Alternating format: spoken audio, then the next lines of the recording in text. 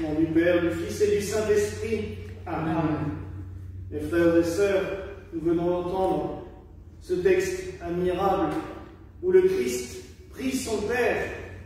Il le prie pour nous, avant toute chose, même si on a l'impression que c'est un dialogue entre un Père et son Fils, mais le Christ pense toujours à nous.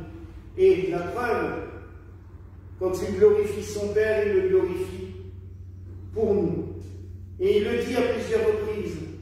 Oui, Seigneur, ils t'ont connu. Oui, Père, ils t'ont connu par moi.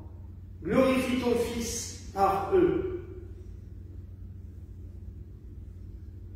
L'apôtre, lui, nous parle de cette montée que nous allons vivre demain. Le Christ s'élève dans les cieux.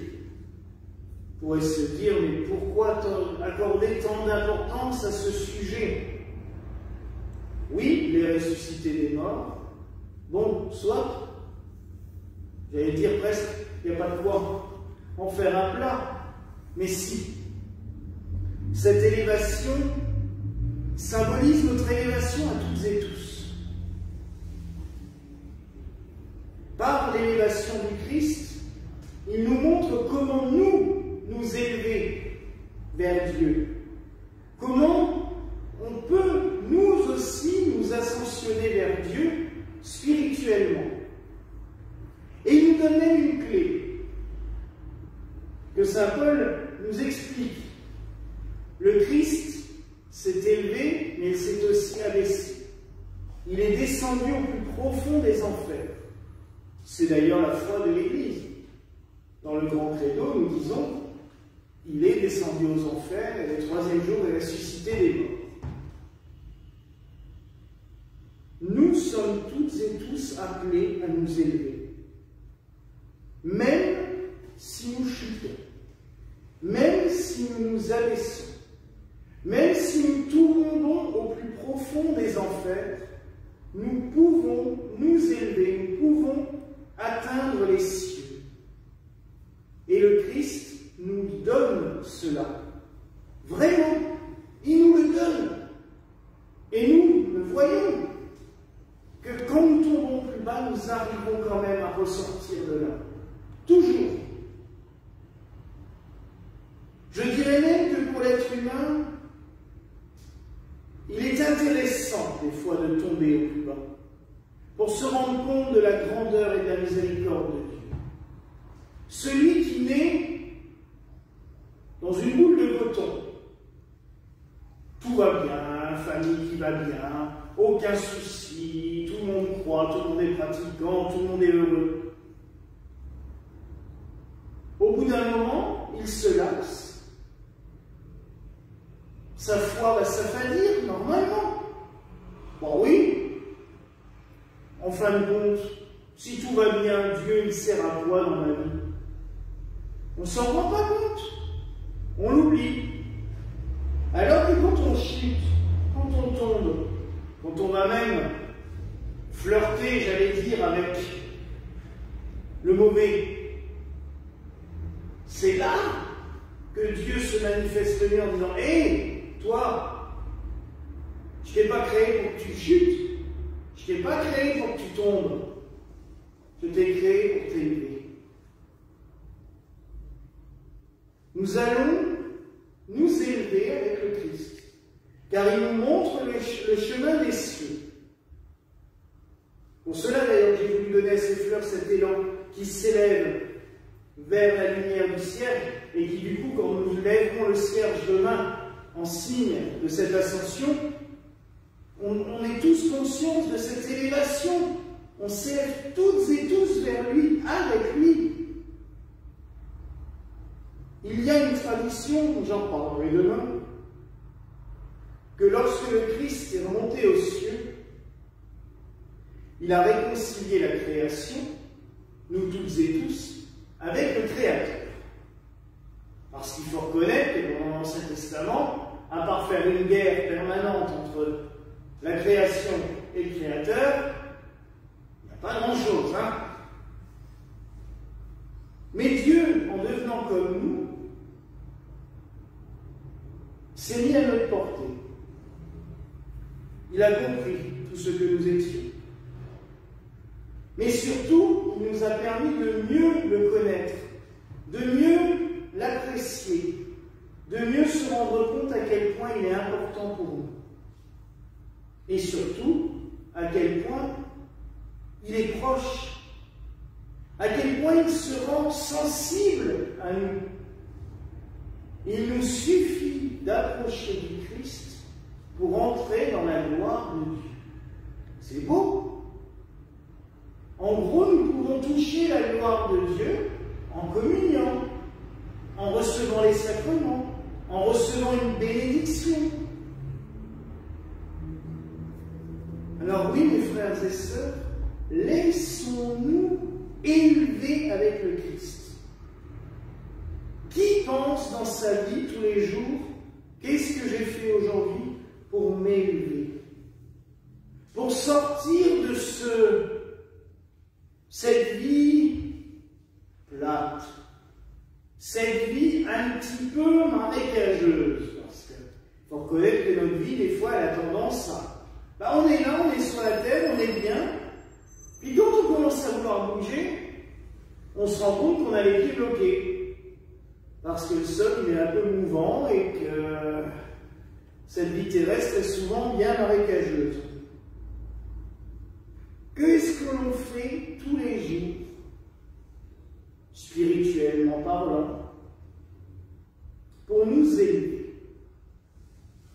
Un temps de méditation, un temps de prière, une œuvre bonne, se dévouer pour quelqu'un, sacrifier quelque chose qu'on a sur le cœur, enfin, qu'on aime bien faire, qu'on ne fait pas parce que ça peut aider quelqu'un d'autre.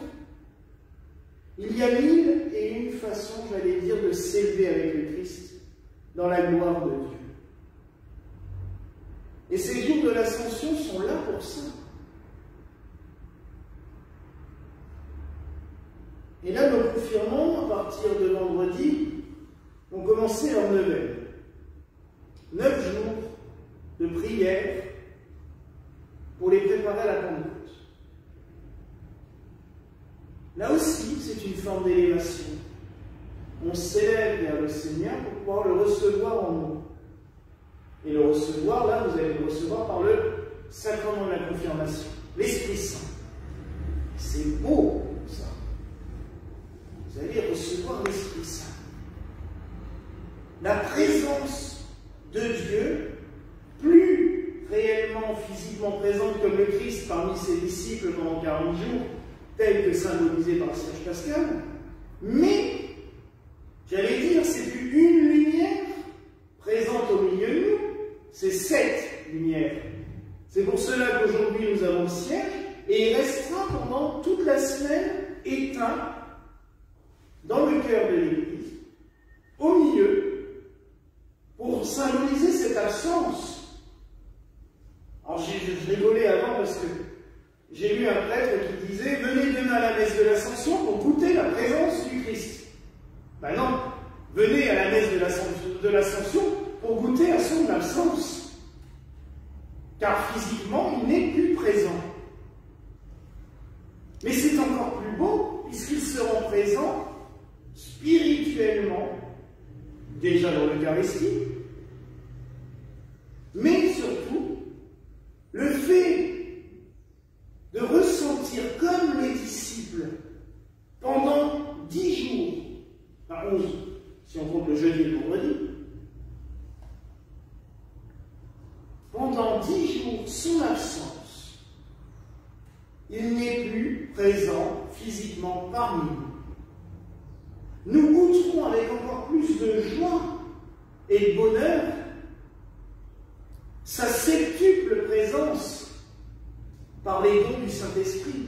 Et c'est pour cela que dans notre rite, le jour de la Pentecôte, c'est la Ménorah qui prend la place du cierge pascal. Parce que c'est les 7 dons du Saint-Esprit qui sont là au milieu de nous. Et l'Esprit est présent, et Dieu est présent sous 7 formes différentes. C'est encore plus beau, j'allais dire. La présence spirituelle du Christ dans nos vies, de Dieu dans nos vies, puisqu'une fois que le Christ est retourné aux cieux, ils sont toujours trois, mais c'est la divinité qui est réunie tout ensemble. La présence de Dieu est encore plus rayonnante, est encore plus glorieuse après l'Ascension et après la Pentecôte, car elle se manifeste sous cette forme différente dans nos cœurs et dans nos vies. Alors oui, mes frères et sœurs, profitons durant cette dernière nuit de la présence physique, de la lumière, du Christ lumière, puis après, pendant ces jours qui nous conduiront vers la Pentecôte, goûtons aussi à l'absence. Il n'est plus là. La lumière sera éteinte, même si elle brille beaucoup dans les cieux, la lumière sera éteinte.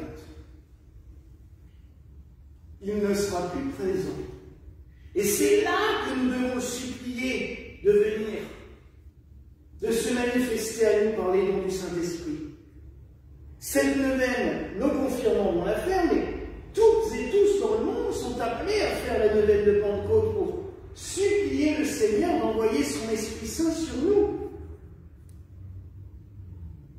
C'est, je pense, un des plus beaux temps liturgiques de l'Église que ces 10 jours entre l'Ascension et la Pentecôte. Donc, profitons de cette présence lumineuse au milieu de nous. Goûtons la joie qu'il soit là.